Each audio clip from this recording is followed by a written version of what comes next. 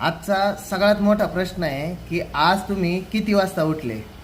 काय होतं माहिती आहे का, आपण आहे ना सुट्टी असली का मग मी आता 9 वाजता उठन, मला काही काम नाही आहे, मग मी उशिरा उठलं तरी काय चालन, किती वेळ पडून राहायचं, किती वेळ झोपून राहायचं. तर ह्या सगळ्या गोष्टी आपण करत असतो आणि ते जर करत असाल ना तर आपण आहे ना आपल्या हाताने आपल्या शरीराची शुगर सायकल चेंज केली, स्लीप सायकल चेंज केली, हार्मोनल सायकल चेंज केली, तुमचं सर्कॅडियन रिदम चेंज केलं, तुमचं बायोलॉजिकल क्लॉक चेंज केलं.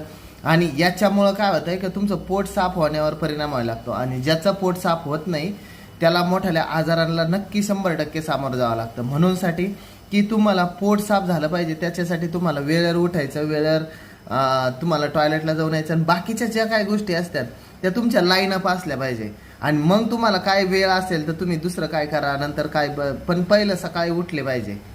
ते फ्रेशनेस असेल तर तुमचं शरीर चांगलं काम करत नाही, मग मोठमोठ्या आजारांना निमंत्रित केलं जातं.